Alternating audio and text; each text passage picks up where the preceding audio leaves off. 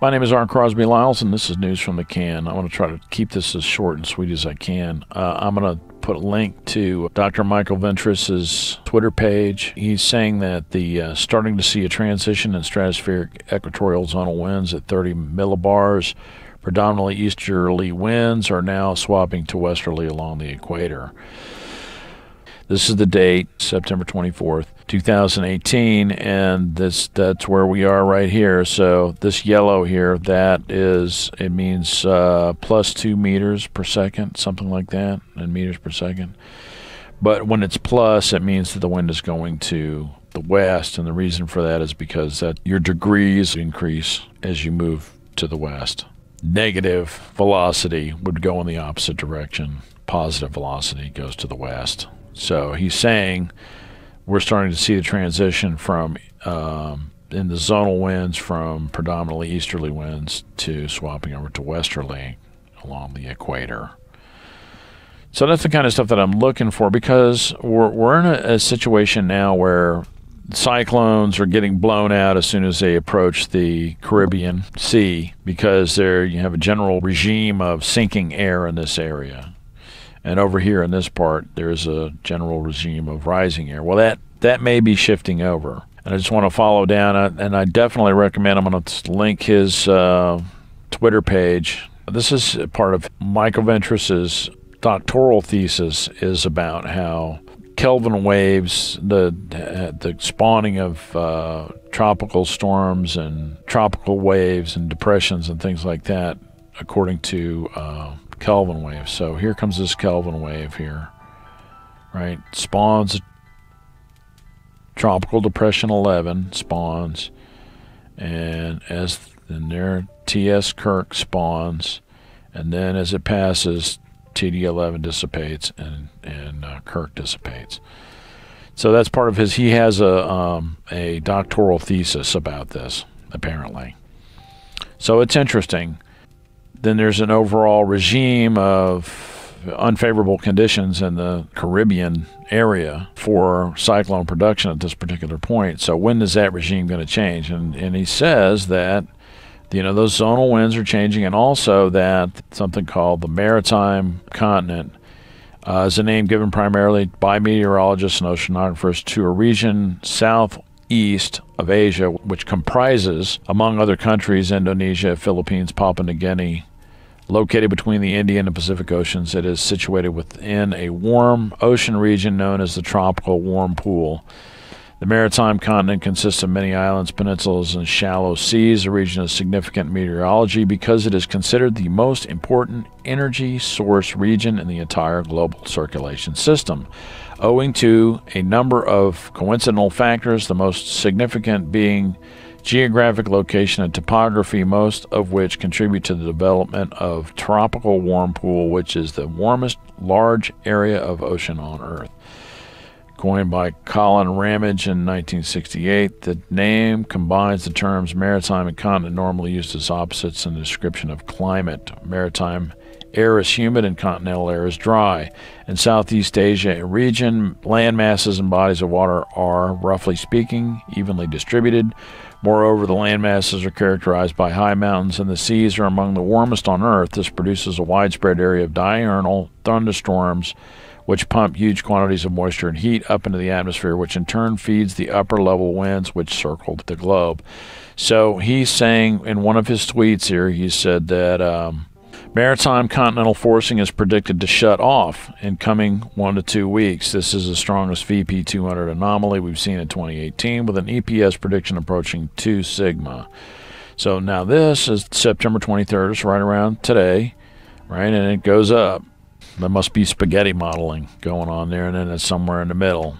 So after that, presumably October 3rd, so at some point after that, I guess it's going to shut off, in which case I would imagine maritime continental forcing is predicted to shut off. That would mean, to me, that would be good news for the folks out in the South China Sea type of area where they're dealing with all the super typhoons that have been through there recently. This has been a hell of a season for these folks out here.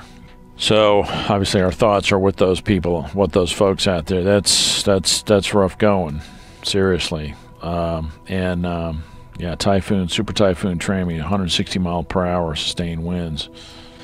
So what it sounds to me like is if that forcing is going to shut down, then they might get a break out there. But the two questions are, what does that mean for us over here living in America and Florida, where I live?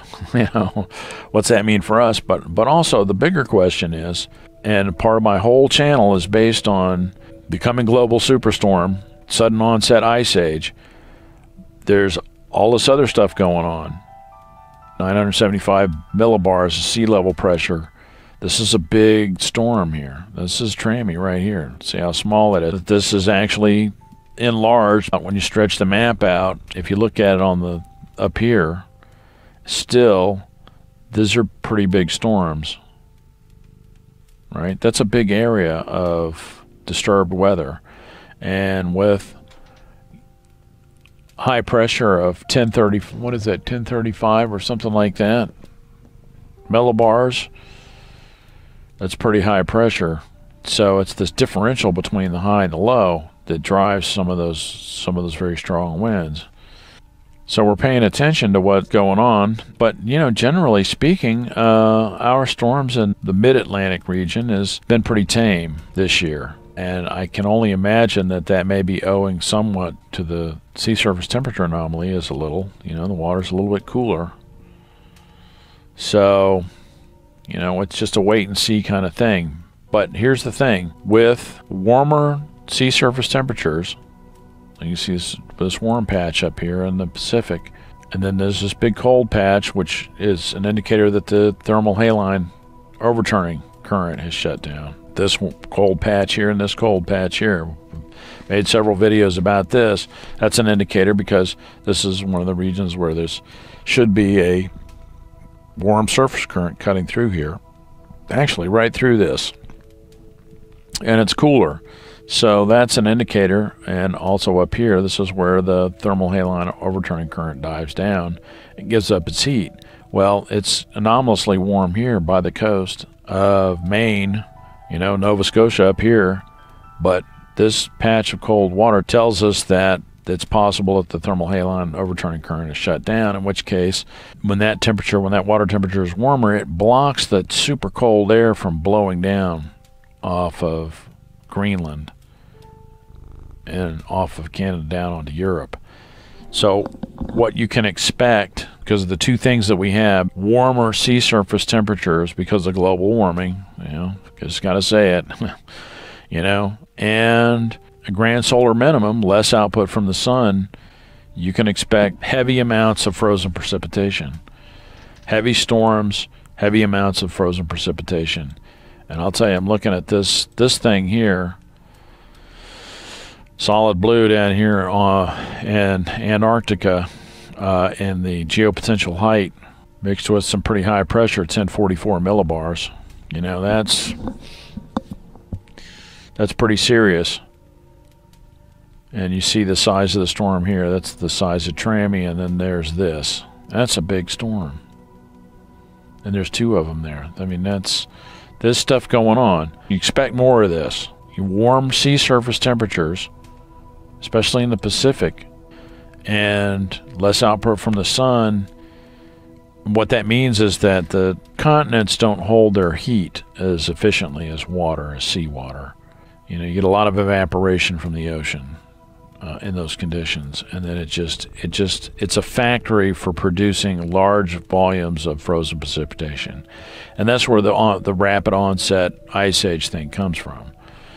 It comes from having warm sea surface temperatures in combination with lower output from the sun, and because of land has a much lower heat capacity than ocean.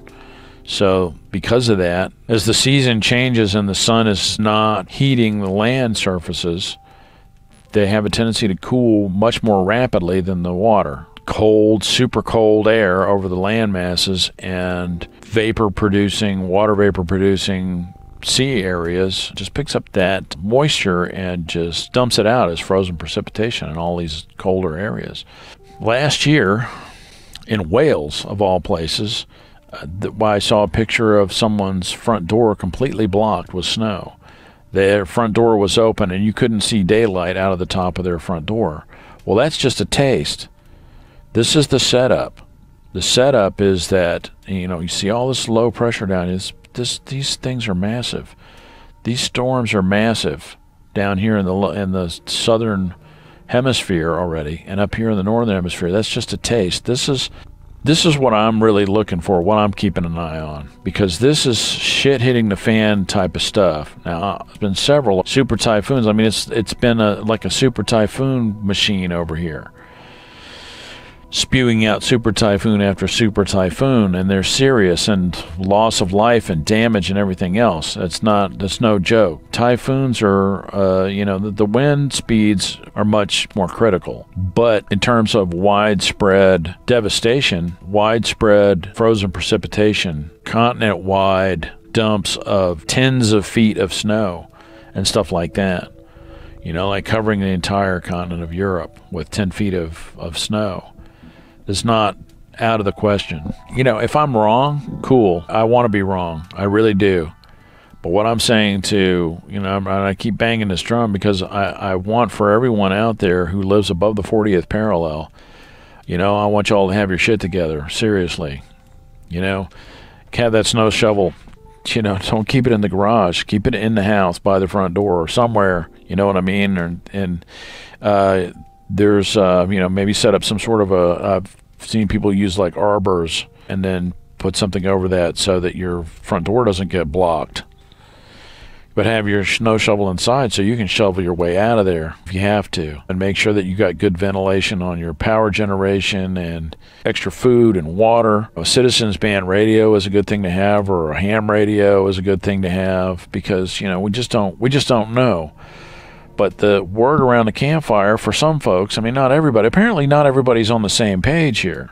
But my reckoning is that the shit is going to hit but when we talk about the shit hitting the fan, I'm talking about tens of feet of snow, frozen precipitation, hurricane force sustained winds for long periods of time. We're talking about something approaching the severity of the day after tomorrow type of stuff. Just last year, there were in Siberia, there were animals, a house cat. I saw a picture of a house cat and like a fox or something else that were frozen in place, like Madame Tussauds wax museum, like they were taking a step and they just were frozen in place. Well, that's from negative 60 degree below zero conditions. And when you see these super high pressure systems, and those winds clock around, by the way, I'm going the wrong way. They actually go clockwise, and the low pressure moves counterclockwise in the northern hemisphere, and it's the opposite for the southern hemisphere. But that pulls that cold, moist air down and dumps it, and it's just that's what I'm looking for. But on top of that, I'm looking to see if those conditions for cyclone development become more favorable for us. Not really sure if that's going to happen. And the reason I say that, one of the things is I think because of this cold water that's up here, this anomalously cooler water up here, and then it's anomalously warmer over here. This just seems to be a regime that's an overall regime that's set up that's not really favoring that. But it could change, and I'm kind of, that's one of the things that I'm keeping an eye on. People get lulled into a false sense of security because it's a hot summer. In the geologic record going back 1 million years, every ice age follows a spike in global temperatures. There's a period of advanced global warming. It looks like a spike. Here we are. I've already done some videos about that, but there's a spike and then it drops off. And there's a reason for that.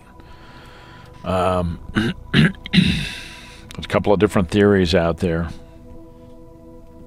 and I've done videos about most of them, so I'd just say look down at my list of videos, and it gets into it. I get more in depth in that. But just because you have a hot summer, what I mean, doesn't necessarily mean that you're going to have a hot winter, or a warm, reasonable winter. It can get ugly after that, and that to me is an indicator. If it's been unusually warm, that's an indicator that it might be, to keep an eye out, especially since we're going into a grand solar minimum. It's just like all bets are off. There's 400 parts per million of CO2 in the atmosphere, and it's like all bets are off. Just got to pay attention to what's going on. Prepare for the worst and hope for the best. Never hurts to be prepared. And that's all I got to say. Y'all take it easy, and the folks out here in the Western Pacific, our thoughts are with you. Really. Been through a couple of hurricanes, a couple of cyclones myself, and it's never a pleasant experience. And good luck with that. Batten down the hatches, and don't be crazy out there, y'all. I see some people doing some crazy stuff, and walking around outside and stuff like that, and you can get whapped in the head by something flying through the air, and it's better to be careful out there. And that's all I got. My name is Art Crosby Lyles. Thanks for watching. See you.